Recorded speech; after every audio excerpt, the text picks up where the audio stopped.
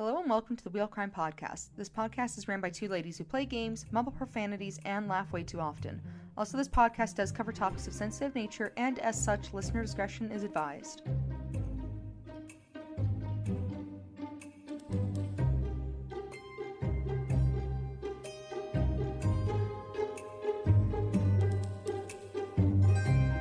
Hello and welcome to the final festive episode of the Wheel of Crime podcast. My name is Jen. My name's Emily. I know, I can't believe we're here already. The last letter of Noel. The most festive We we've made it, ever guys! been. We made it, yay! So exciting. Yeah. So we are pre-recording this a little early because this episode is going up on December 27th. So we haven't celebrated Christmas yet, but we will be soon. But we know ourselves, and we were like, we have to pre-record this, otherwise it's not happening. No, especially since Christmas is already chaotic and we love to go shopping, so of course there's Boxing Day. But also, we have, being women who are now married in our late 20s, lots of family stuff going on this week. And oh my gosh. Jen's birthday and New Year's Day, and it's a big ask. It's a big ask to need things from us. Okay, well, since we don't know what we're getting for Christmas just yet, I think we should do something a little fun. Tell me the top couple things on your dream wish list. Not necessarily things that you think you're gonna get, just if you're dreaming and you're you could ask for anything, what's the top 3 things on your wish list? Things that you'll probably end up buying for yourself. Let's be honest. Good question, because I'm thinking back now to a Christmas list that I made for my mom this year. Because tell me what's on your wish list for your mom. I love that. I love hearing what's on those wish lists. That's the thing, because I was I don't know, there's so many things now where, if I really do truly need or really want something, I can kind of, work it in some way. But for Christmas, it's kind of you have to find that sweet spot between, is it something you would buy yourself? No, then you include it. So I included on my wish list for my mom specifically a perfume that's under $100. Solid. A candle, but it's a fancy cowboy candle where it's got leather straps on it somewhere. I thought aesthetically it was really neat, so I wanted it. I also got some Korean skincare on my list because I feel that's always a good option. Yep. Some random nerdy kitchen supplies, stackable coasters that turn into a cactus. And, that's fun. Yeah, and some silicone pot holders that are shaped like crab claws, because love that for you. I do mildly burn myself pretty regularly grabbing things in my kitchen, and I feel I'd actually use those too, as funny as they are. What else do I have? I feel that's more or less what it was. Oh, I do also have you can get little sketch pads for people who think that they're artists, like myself sometimes, that have a little light up display in the back, so you can trace and then draw whatever extra stuff you want. So I did put those on my list because it was only $20, and I don't know, I think that was it. That's fun. I just pulled up my list because I always send my mom a list with links per her request, because I'm type A.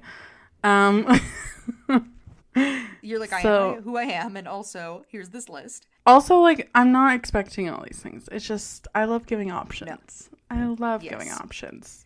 So I have on there the 7 Virtues Vanilla Woods perfume, which I have the travel size of it because I bought it on a whim at Sephora before a wedding, and it's delightful. It's one of my favorite perfumes. The perfume I have on my list is Philosophy. Yep. Pure Amazing, I think it's called, but it's meant to be a very clean, powdery smell, which I used to have one I really liked when I was in school, but Right. I just haven't had a good powdery smell in a while, and I thought it'd be a good time. Now's the time. Mine's like more of like a warm vanilla, like dessert smelling one, which I know people are like mixed on, but this one, it smells so good. So I'm like, I don't even care. It's delightful. If you hit a dessert smell right, though, it can be really good. I'll have to let you smell it next time you come because I'm obsessed with it. Anyways, I really want, this is like a dream, not an actual idea, the Coach Terry Hobo bag. I think I'm just going to buy it for myself because it's like $400. So I'm like, that's not like a realistic Christmas wish. That's like a little treat for myself wish. That's like my birthday present to myself, I think. Okay, but those hobo bags are so stinking cute, though. No, I've been like debating for like a little bit now of like, and I was like, well, I'll just throw it on my list and see what happens. I'm not getting it, but I'm going to buy it for myself. Probably not, but you never know. Exactly. There's an 8-foot adjustable hands-free leash from Parker & Co. That's good for me and Dewey, you know? See, it's multi-purpose. Exactly. It's good for both of us. And then I really desperately want the Twilight soundtrack on vinyl, the Gray Moon edition, because I fucking pre-ordered that shit on Amazon, and then they canceled my pre-order because they ran out of stock. Shut up. No, they didn't. They did, and I'm still mad about it. So it's sold out mad about it. everywhere. So I'm Is hoping. It on eBay? You know there's going to be resellers on there who are like, ugh, twirling their mustaches and wanting to spend extra money. Yeah, you can get it resell. So I think originally it was like $50 for a record, which is like pretty standard. And now I think it's being resold for like $150. That's so annoying. It's like one of those things where like I could just buy it. Like I could. I've spent more than that on an individual record, unfortunately. Mm-hmm. Yeah, but like you're like not proud, but I don't know. It's like one of those things where I'm like, maybe they can like go to like a local record shop and find it like for sticker price, because they do some like restocks like in store. So that's like my Hail Mary gift. Yeah. Hopefully, I'm hoping you get that, because I'd be so salty about having one of my own pre-orders canceled on me. It's like, I was pissed. You didn't know to order more because you had so many people pre-ordering it? Like, that seems like a you problem. And then the last thing on my list, which I never get, but I always put on there, is Purdy's Himalayan pink salt caramels, because they're my favorite chocolate.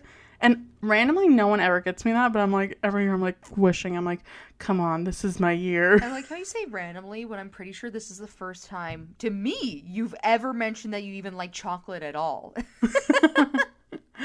Well, I feel like my mother and my husband know this, and I put this literally on my list every fucking year, and I never get it. I always end up just buying myself some. Honestly, because I'm like, if they're salty. Anything like my own mother, if they're anything like my own mother, this is them looking at the list and being like, I feel like that's not good enough. In the meantime, while you're sitting there and you're like, I just really want these chocolates. Please, I just want them.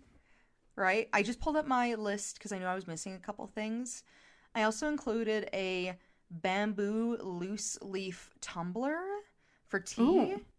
I know, because I thought it'd be neat to have something where I don't need to worry about the tea being pre-bagged, because I do have some loose leaf tea that I don't use because it's kind of a lot of work, right? But if you have a little travel thing, you can just throw it in, then it's like, why not, right? I have those like tea ball things from David's Tea where you can just like put it in and then like steep it in there. Mm-hmm. Delightful. Yeah.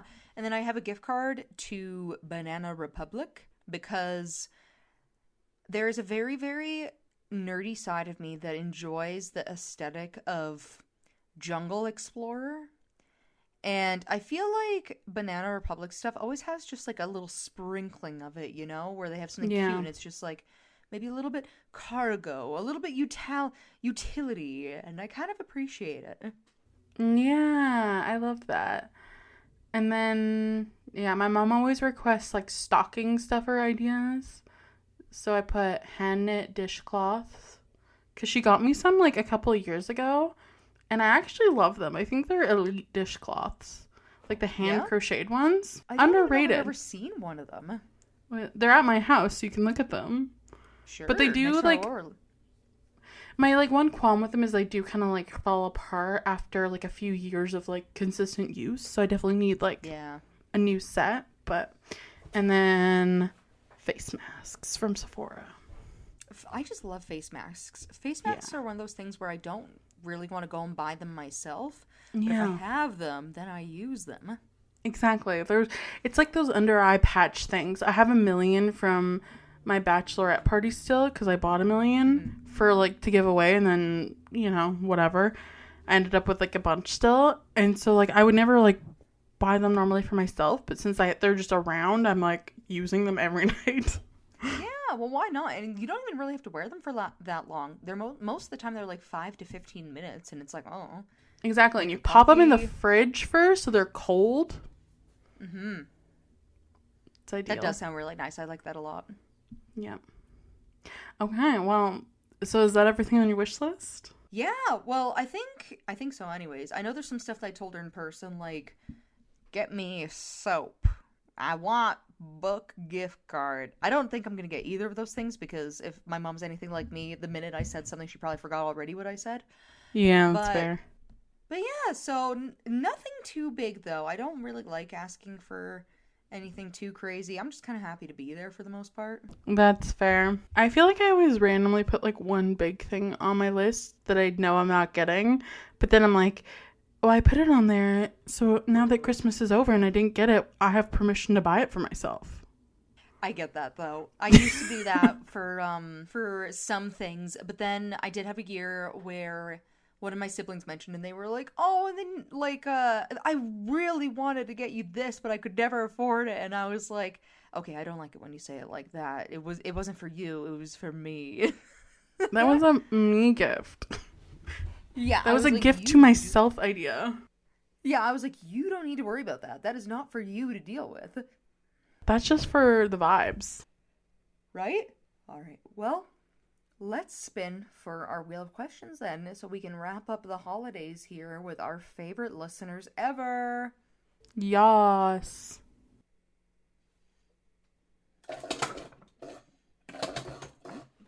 This is so annoying. I don't understand what's happening.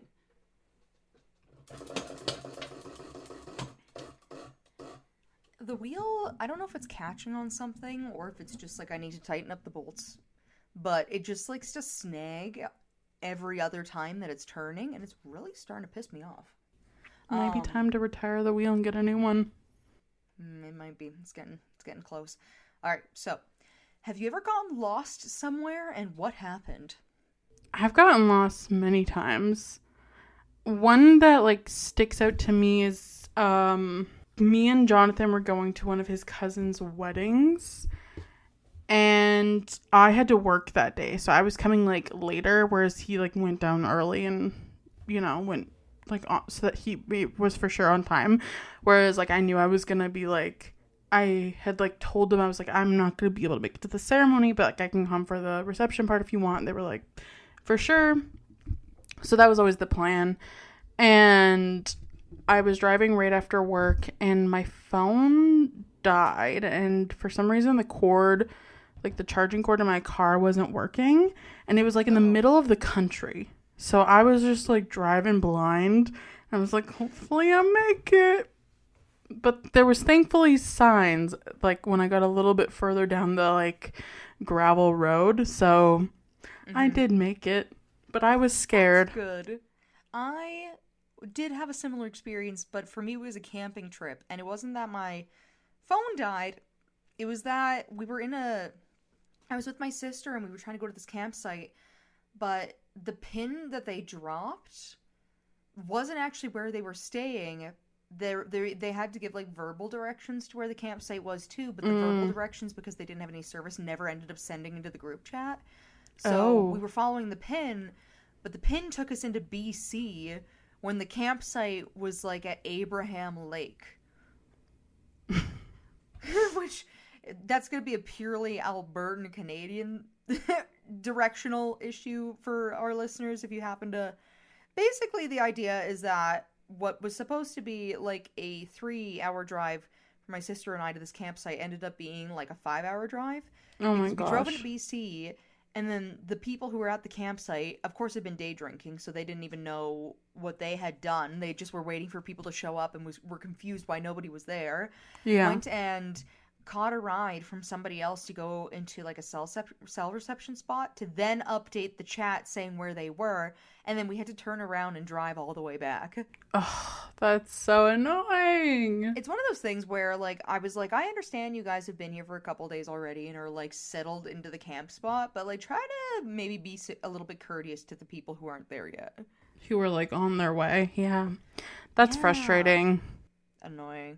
Annoying, but yes, I definitely was lost because my sister was talking to me and she was like, I don't know, this doesn't feel right. And I was like, it's where the pin said we're supposed to go. We'll figure it out. In the meantime, the whole thing was wrong. That's so sad. I feel like that defeats the whole purpose of sending a pin. Yeah, at that point, I was like, you might as well have just said Abraham Lake, and I would have just driven around the lake for 3 hours and maybe found you eventually. It probably would have gotten you there sooner.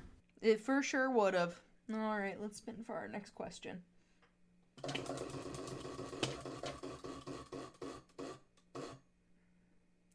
What's one language that you really want to learn? I really want to learn ASL and French. Those are both very good options, especially for where we live. I think if I was to do... See, that's the thing. Would it be a practical language or like a hobby language? I feel like anytime I think about if I was to learn another language, what language would I pick? I honestly think I would pick Japanese, but that is only because I do genuinely enjoy watching animes. Mm-hmm. And as somebody who only speaks English, your options do get a little bit limited for what you can watch because it has to go through another studio where they can then like translate and stuff like that. And it does take some time. Or I think it'd be cool to learn like a language that like nobody uses just for the novelty of it too, like Latin or something. Yeah, I was gonna say Latin as soon as you said that. Yeah, pretty much. I think like it'd be neat to learn Latin, but very unnecessary. Oh, so unnecessary. Like, who would you even speak to in Latin? Were you gonna go to Latin land? Like, they don't have that. You never know. Maybe they do, and we just don't know about it yet. That's what they speak in Atlantis, you know, something like that. All right, let's spin for our next question.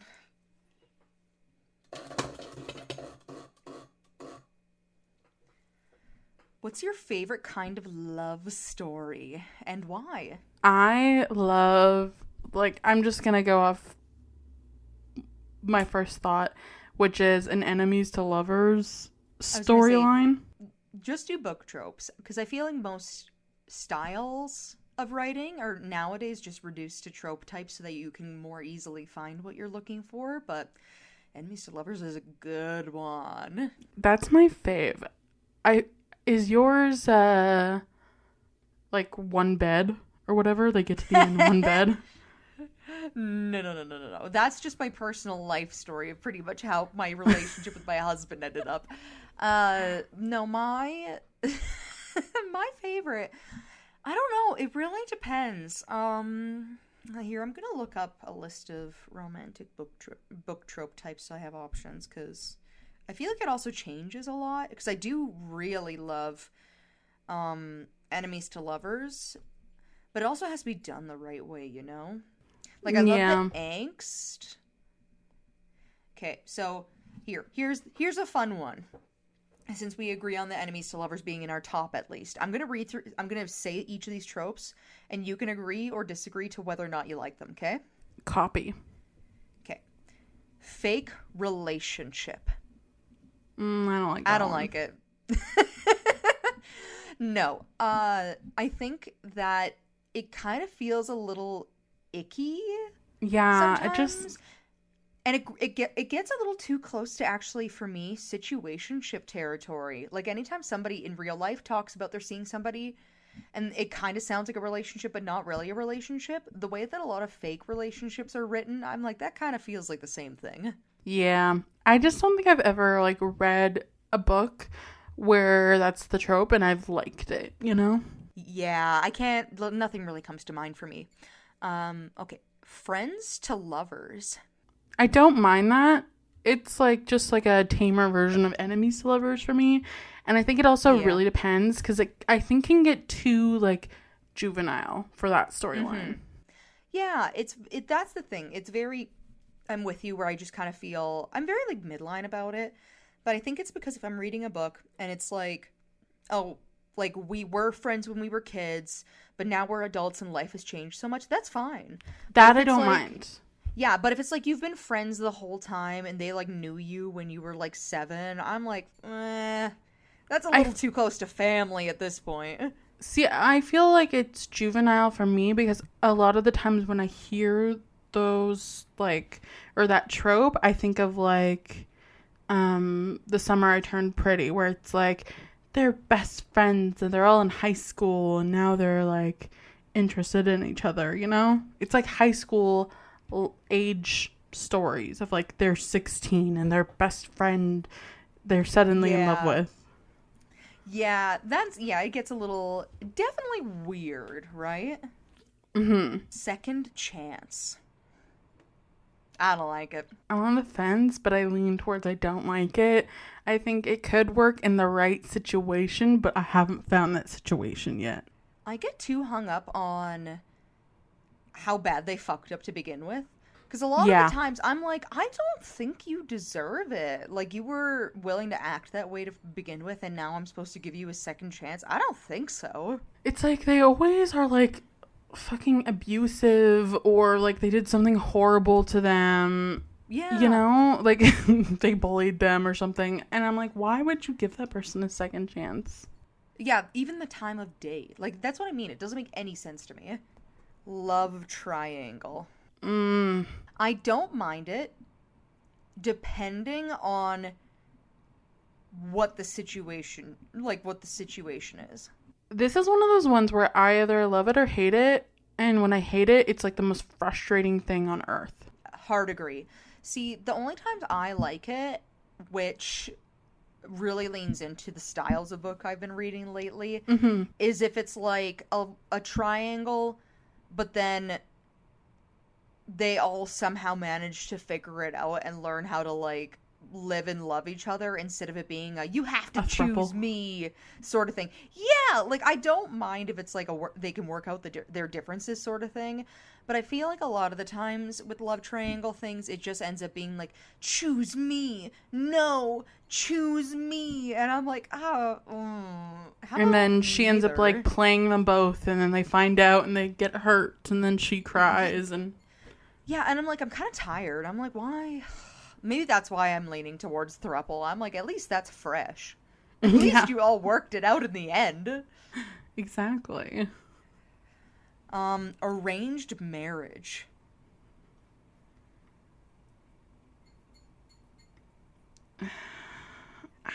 Here's the thing. I think this is another one of those things again where it depends. I could see why I probably wouldn't mind it or like it in certain situationships. Situationships, sure, that too. But it's not something I would ever actively seek in a book I want to read. Hard agree. Right? Could be cute. But all right. And then we already talked about one, which is kind of like a childhood best friend, which is childhood sweethearts, because I feel like they're very similar. Yeah. And the last two I have here are accidental pregnancy, which I actually don't like. Yeah, no, I do not like it. Fuck that one. No. I'm like, okay, so you hook up with some guy, whether you know him or not, and now you have to like navigate telling this guy that you're having his kid or whatever, and then somehow it's going to be romantic. I don't think so. Yeah, I'm not a fan of that one. That one's a hard NO for me. Now this one I feel like you and I are going to agree on. Forced proximity. I kind of like it. I kind of like it too. There's something about like especially if they start off not liking each other, where it's like kind of enemies to lovers-ish, but they Exactly. have to deal with each other and have to figure it out, and then at some point they're like, okay, maybe they're not so bad. I'm like, That's like the ACOTAR books, is enemies to lovers and forced proximity. I know, and I'm like, now we're cooking. Let's go. Let's get it, girls. So good. Yeah, let's get it. All right, and then, okay, we have one more question left. Are you ready? Yeah.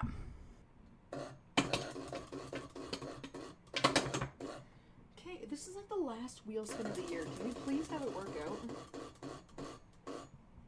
Finally. What's a license you'd want to get but never will, and why? I would love to get my pilot's license. Not that I never will. It's not like a top priority for me at this point in my life. So I don't know that it'll happen because I feel like it's one of those things that you have to really want to do. Yeah, it doesn't feel very... On a whim. I guess you could always be like a small-time pilot, though. You wouldn't have to be a commercial pilot. You could just be like a residential pilot. Yeah, like, I want it purely for, like, I think it'd be fun to, like, fly a plane somewhere and, like, have my own, like, little plane and go on, like, little trips. But it does feel like one of those things that's a big commitment because of the amount of training that you have to do to get that license and, like, the cost that goes into it. So that's why I'm saying not, like, never per se, but, like, I don't know if it'll actually ever happen. Because it's not a priority. I really like that. Maybe when I'm retired. I don't know. That'd be a great one. For me, when I wrote this question, the first thing that came to mind was motorcycle license. Because I do see... Like, I can see why people enjoy doing it. And I can see why I would enjoy doing it. But I think we've talked about this on the show before. It's one of those things where I know too much about... people who get into accidents on motorcycles, and I guess my brother did also just recently get into an accident on a motorcycle, but they're just particularly horrific to the point where I'm like, I feel like there's other things that I could do that would bring me a similar amount of joy that maybe do not carry as much of the risk. That's valid. Right? I know, I was trying to think about what other things you could get a license for, but I don't know, there's not really a whole lot of things that I care to get licenses for that are like, I guess, common things, like maybe a fishing license. I was just about to say, you don't want your fishing or boating license? I could get my fishing license. I wouldn't, that seems like more attainable though. It's not like one of those things I'll never get. I literally live on a lake, but it's like $30 at Canadian Tire. You could go get it tomorrow. I know, I could pay $30 Canadian and walk 20 feet. And legally go fish. It's the dream. It's some people's dream. I wouldn't mind getting my boating license just because I feel like that could be fun. But So you get your piloting license and your boating license. I'll get my fishing license, and then you can fly us out to anywhere you want in the world. Yes, except for I cannot fish outside of Canada. So we'll have to make that work. Got it. So there are some stipulations. Some. Yeah, well, that brings us to the end of our round of questions. Now we're going to get into our L-themed stories because that is the last part of Noel, and this is our last Noel episode. Aww, it's such a bittersweet. Next episode, which will be the first one of the new year, oh my god, we can talk about our New Year's resolutions because I love talking about that on the show. Yeah, we'll just wrap up our 2025 here. No, 2024 here today. Oh my god, I'm already living in the future. Get ready for 2025. But to start, since what we've been doing these last 3 weeks is having me lead with the shenaniganery and have Jen finish off with a serial killer whose birthday is in December and matches up with the themed letter, I will get into the description for my story. Take her away, Em. La Sayona is a legend from Venezuela represented by the vengeful spirit of a woman that shows up only to men if they have love affairs outside of their marriage. The name Sayona refers to the cloth the ghost wears, which is a long white dress similar to a medieval undergarment. The legend claims that when this woman appears, she asks for a ride, And after a while, when the victim tries to see her face, he notices that she instead has a skull with horrible teeth. Ooh. Ooh.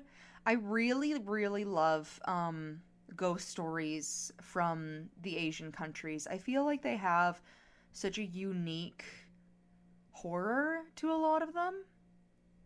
Definitely. There's like interesting cultural factors that play in. Oh, for sure. And I do love that La Sayona has a personal vendetta against men specifically. I feel like I can relate to that. Yeah, I feel like she's for the girls. She knows what's up. She is a girl's girl. Mm-hmm. All right, so I'm going to get into my story. I will say that a big part of my notes today are from a blog called The Wild Hunt by Alan U. Dillal.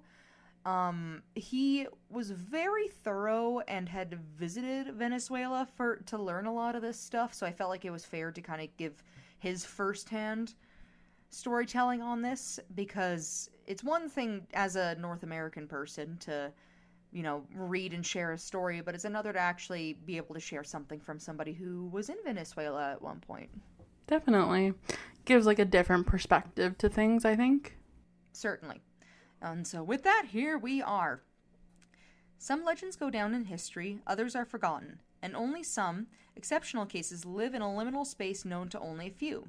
So a lot of this, before I get into it, is written from his perspective, so I'm just going to read it kind of as he wrote it, because it felt weird to pick apart his personal experience on stuff for the sake of note-taking. So I'll be sharing from his perspective. Sounds good.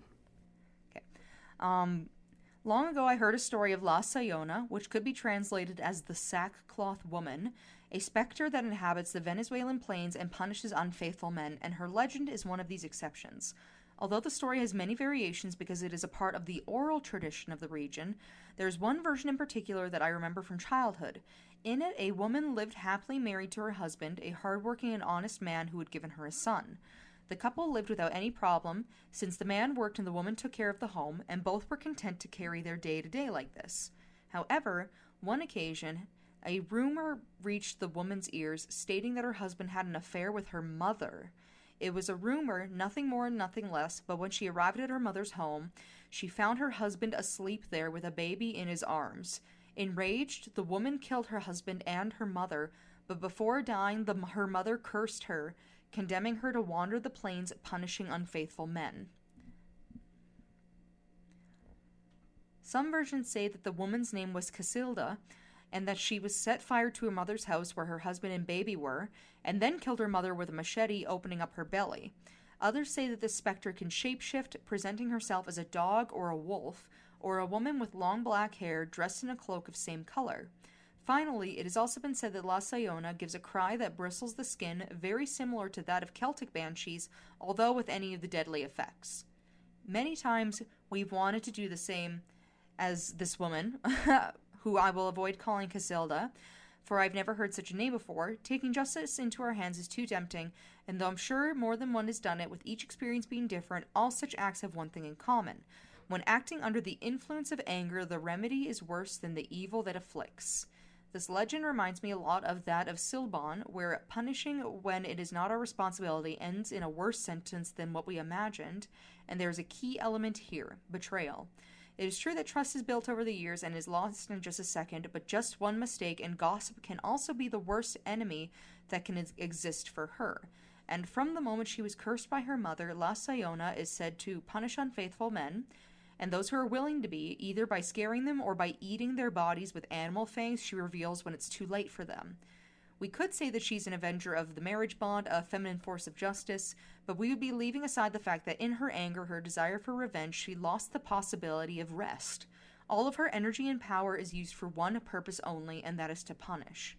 The same is true when we get carried away by heated discussions. News headlines are riddled with cases where anger, thirst, and vengeance and blindness have produced a staggering number of catastrophes. It is very easy to get carried away by anger, but it is expensive to repair the damage, and sometimes it is not even possible, as in the case of La Sayona. Carried away by her low desires, dominated by her animalistic fury, she attacked her own mother, and because she attacked the place that gave her life, her mother's womb, she herself became her own judge, jury, and executioner. In Latin America, even more so in Venezuela, it is said that the mother is sacred. Any evil, any sin, and any mistake can be redeemed, but the mother figure, being the one that breathes life, is untouched in every way because it is an offense towards both ourselves and towards our history. This woman insulted all of her ancestors, broke her connection with life itself, condemning herself to live eternally in a liminal space, and ironically the same has happened with her story. There is one thing that my family taught me, and it is that when adults speak, one is silent. Today I'm also an adult, but it does not mean that my voice rises above those who came before me. The few times that I let myself be carried away by anger, either speaking or keeping silent, I've regretted it many times, even in the most minimal mistakes. And he gives a personal anecdote, which is more for, I think, his blog than for here. But I'm just going to recap on kind of what he's been saying between this story and his own history learning it and all this other stuff. Right. Is that I thought this was a good message to take into the new year also, in part, which is why I picked it for this. Because it's like, yeah, on one hand, we have the spirit who, acted the way that she did because of all of her betrayal and all these things. Mm-hmm. But, there is something to be said that a lot of these stories exist because had there not been an original story of getting carried away with your own anger, people would probably have less to be feeling guilty about or having to think about when they try to move forward and stuff like that. And that also actions made in anger are not always good actions. That is true. Right? So I thought it was, like I said, a little sweet reminisce on how a lot of these stories kind of come to be. I mean, as fun as it is to be petty, it's probably not the best. Yeah, right. I know, as sad as that makes me too. But you know what? It's a good lesson. It is. And so, to wrap up, there is a reason behind the saying that revenge is a dish best served cold. La Sayona, or Sayona, is proof of the dangers of not following the creed, of acting in the heat of the moment, and no matter what happens, we must keep our heads clear and our hearts calm, lest we make an error that we cannot remedy, which is a lesson that is also learned in time. And when the legend of La Sayona eventually one day disappears, hopefully her soul will finally stop wandering the Venezuelan plains. But being forgotten is not an ending that we may want. Each person is responsible for their mistakes, no matter how hard it is. Only we ourselves can decide between condemning ourselves for a single action, irreparable betrayal, and honoring what our ancestors have taught us, whether or not they are bound to us by blood. So, to wrap up, be mindful of our actions. Try not to be a dickhead. Don't do things when you're mad, because you'll probably regret it later. And there are some very spooky ghosts in Venezuela. Yeah, I mean, I think those are good, life lessons in general, especially the part about there being spooky ghosts in Venezuela. Yeah, but the part I did really like about that is that this is somebody who kind of grew up with this specific legend, and instead of it just being horrifying, he kind of took that step further to be like, okay, but why would a story like this exist, and also in what ways can we be better for it? Which I actually think is a really sweet reflection. I think that's a very mature take on the subject.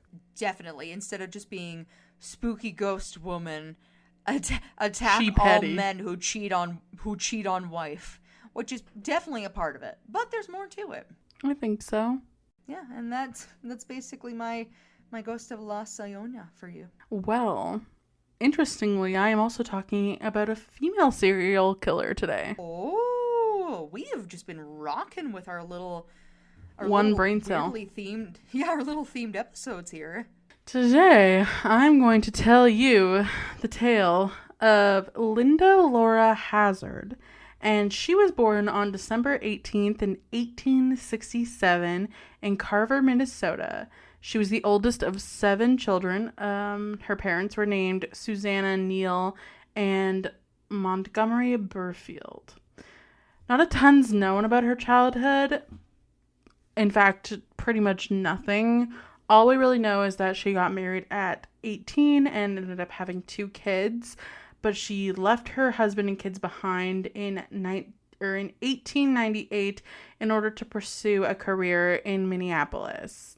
Linda had received minimal training as an osteopathic nurse and held no medical degree. So, do you know what osteopathic medicine is? Isn't that with your bones? So, it's described as like a whole person approach to medicine. It means that a cure or a treatment is like focused on treating you as like a whole person rather than just whatever your ailment is. So practitioners of this type of medicine use a like hands-on approach that looks at every aspect of your life in order to treat you.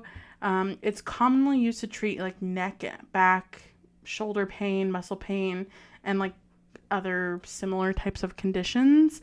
The most like common physiotherapy? Yeah, so like the most common treatment that we know today would be similar to what you receive at like a chiropractor's office. Okay, I mean, that makes sense. Yes. So keep that in mind when you're hearing what she does with her knowledge of that type of medicine. Gotcha. Okay. So, yeah. And the fact that she has no medical degree. Just keep this all in mind. So, her first patient died in Minneapolis around 1902. This was the same time that her divorce from her first husband finalized, and she basically was like, peace out, bye bitches, like, I'm going to have my own career. So the coroner who performed the autopsy determined that the cause of death was starvation and tried to have Linda prosecuted. However, since she wasn't licensed to practice and she wasn't held accountable for the death, the detectives approached Linda to inquire about what had happened to the victim's valuable rings, and she became evasive. It wasn't long after this that Linda met her next husband, Samuel Christman Hazzard, and Samuel was a West Point graduate who had thrown away a promising military career when he had been caught misappropriating military funds. So they're both a little, interestingly morally leaning. Gotcha. Okay. Yes. He had married twice before, and more bad publicity came up for Linda when it was discovered that he had failed to divorce at least one of his two previous wives, and his bigamy trial was highly publicized and ended in a 2-year prison sentence for him. So, after Sam was released in 1906, the couple moved to Washington, and Linda began to practice in Seattle, commuting by ferry from a 40-acre spread in the Kipstap County of Olalla.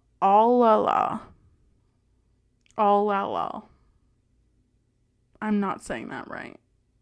I would not do any better, so I'm not adding. So Linda was licensed to practice medicine in the state of Washington through a loophole that grandfathered in some practitioners of alternative medicine without degrees. According to her book, The Science of Fasting, she studied under Edward Hooker Dewey, a well-known proponent of fasting. Linda developed a fasting method that she claimed was a panacea for all manner of illnesses, ridding the body of toxins that caused imbalances in the body. So over the course of her career, she wrote 3 books about what she claimed to be the science behind fasting and how it could cure diseases. The first was Fasting for the Cure of Disease, published in 1908, followed by Diet in Disease and Systematic Cleansing, published in 1917, and a 5th revised and amplified edition of Fasting for the Cure of Disease was published in 1927 under the title Scientific Fasting, the Ancient and Modern Key to Health. Linda established a sanitarium called Wilderness Heights, located in Olalla, I'm not saying that right, but forgive me, Washington, where inpatients fasted for days, weeks, or months on a diet consisting of small amounts of tomato, asparagus juice, and occasionally orange juice. Sounds like the Ozempic diet. It does. It sounds healthy-ish. Yeah. For a time, like, not for months. No, that's what I mean. Like, It sounds like one of those things where you see it online and it's like, this is what I eat every day, and you're like, there's no way you eat that every day. There's no way. There's simply no way. So while some patients survived and publicly endorsed Linda's methods, dozens died under her care.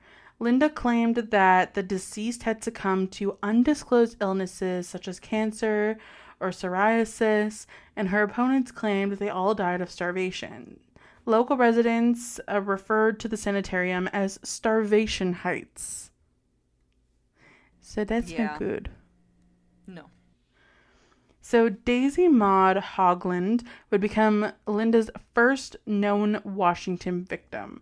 Daisy fasted for 50 days under her direction, and she died on February 16th, 1908, at the age of 38. She left behind a 3-year-old son, Ivar, who would go on to make a name for himself by owning and operating a successful line of restaurants, and one of those restaurants was named Ivar's Salmon House, which apparently is still around in the Seattle area today, which is pretty cool. Mm-hmm. More victims were soon to follow. Ida Wilcox in 1908, and Blanche B. Tyndale and Viola Heaton in 1909. Miss Maud Whitney died in 1910, and after civil engineer Earl Edward Erdman died 3 weeks after beginning the cure in 1911. The Seattle Daily Times headline read, "Woman MD kills another patient." Gotcha. So she also has articles in the newspaper. And like I said last week, that's always the sign. It definitely is. So even with the deaths that were happening due to her treatments, patients kept coming. Frank Southard, a lawyer, along with C.A. Harrison, publisher of Alaska Yukon magazine, died just a few months later under Linda's care. In the string of deaths was also Englishman Ivan Flux, who had come to America in order to buy a ranch. He fasted for 53 days, and during this time, Linda gained control of some of his cash and property. When he died, his family was told that he had only approximately $70 left to his name. Ooh, yikes. Authorities did attempt to intervene and stop Linda from treating patients when Ellsworth Rader, a former legislator and publisher of the magazine called Sound Views, began wasting away at the Outlook Hotel that Linda was treating him at. Health inspectors tried to convince him to leave, though he refused. Under pressure, Linda whisked him away to a secret location where the 5'11" man died, weighing less than 100 pounds. Despite the shocking number of deaths occurring due to Linda's treatments, the health director of Seattle said that they couldn't intervene.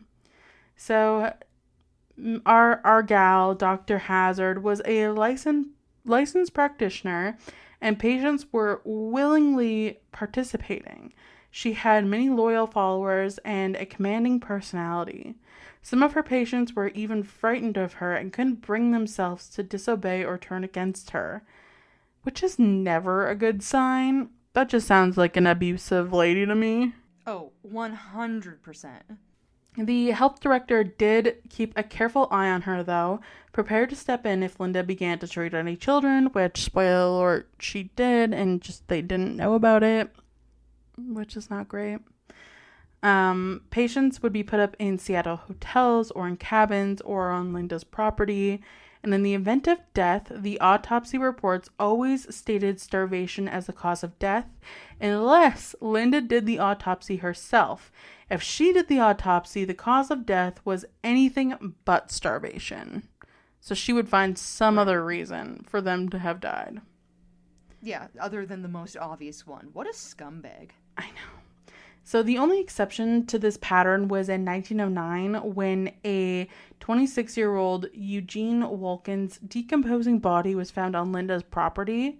His cause of death was a bullet wound to the head, and he was presumed dead by suicide, though Linda had become the young man's power of attorney and at one point complained to his lawyer that she needed more of his funds in order to cover funeral expenses. It would later be speculated that Linda and her husband had murdered him. So Linda's ultimate downfall came with her next two patients, Dorothea and Claire Williamson. These two sisters were in their early 30s and were very wealthy. They were known as hypochondriacs and consistently sought out new types of treatments for a slew of ailments. While in British Columbia, Canada, how fun, they stumbled across an advertisement for Linda's treatments. When they left to receive Dr. Hazzard's treatment, they did so without telling their family where they were going and for what purpose. The sisters began treatment in February of 1911. By April, just a few months later, the sisters were emaciated and delirious. They were transferred to Owala by twin ambulances, and just before they departed, Linda's lawyer obtained a shaky signature from Claire. The signature was a codicil to her will, leaving a monthly stipend of £25 sterling per year to Linda's institute. It also added that in case of death, her body was to be cremated under the charge and direction of Linda. Mm-hmm. So that there could be no questions. It all circles back. On April 30th, the sisters' childhood nanny, Margaret Conaway, received a cryptic telegram summoning her to visit them at the sanitarium. She set sail from Sydney, Australia, a week later and arrived in Seattle on June 1st. Linda's husband, Samuel, met the boat and took Margaret to Linda's office. There she was informed that Claire had passed away and that Dorothea was all but insane. She was shown what was said to be Claire's body, but didn't recognize her. She was then taken to Dorothea, who was by then a living skeleton, staying in a cabin by herself.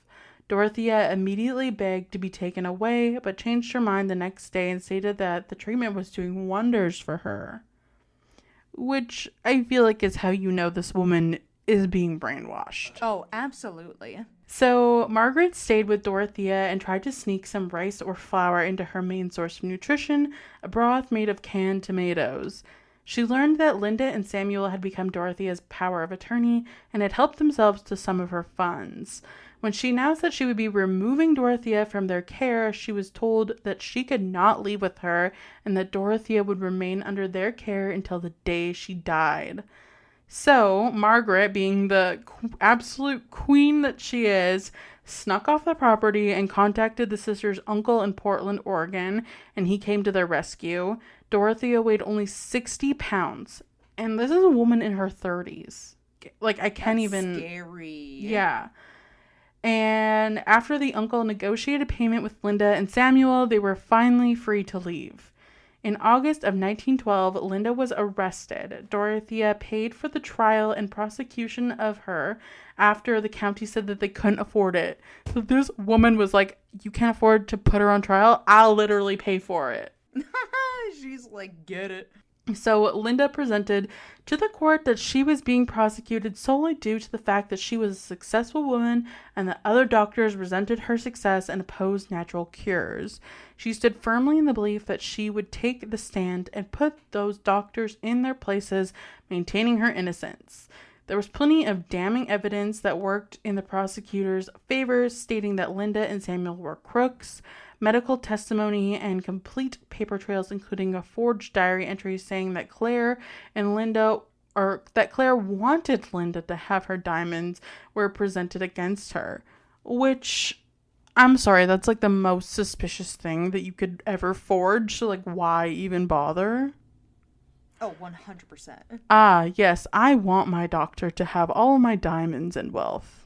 Said literally no one ever. What? Yeah, which literally never happened.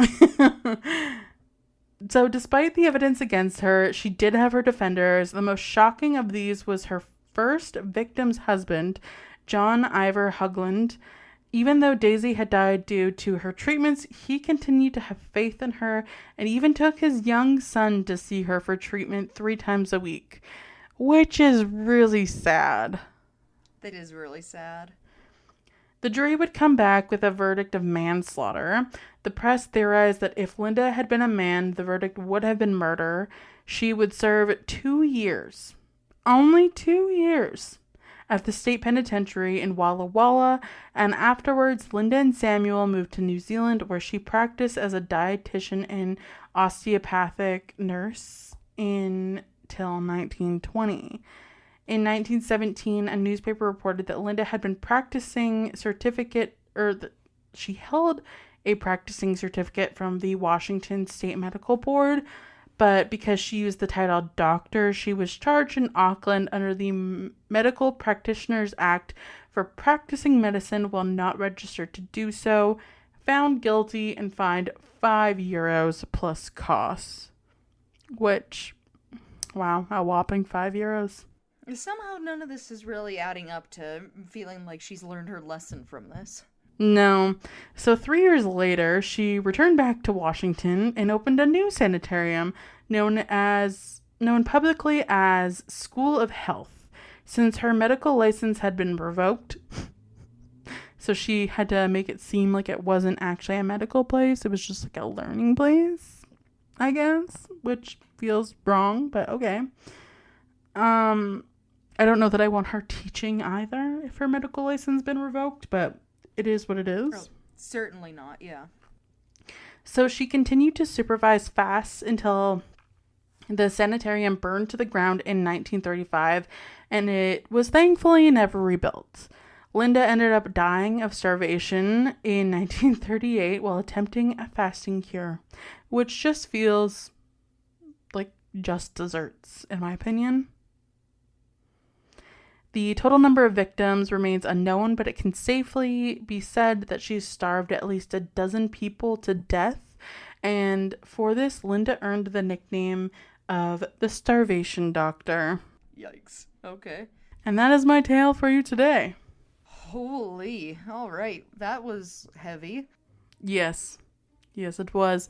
We're ending the year on an interesting note. Yeah, bright for the first half, but the last half is also mindful of starvation. Yeah. So take with that what you will. All right. Well, if you liked today's episode, make sure to leave us a review on wherever you're listening to our podcast. We also have our website, which is www.wheelofcrime.com. We have our social media, which is Wheel of Crime on Facebook, Twitter, Instagram, and TikTok. We have our Patreon, which is Wheel of Crime at Patreon, and we have our email, which is wheelofcrime@gmail.com. Yes, that's it. That's all, and we'll see you all next year for another new episode. Okay, bye. Bye.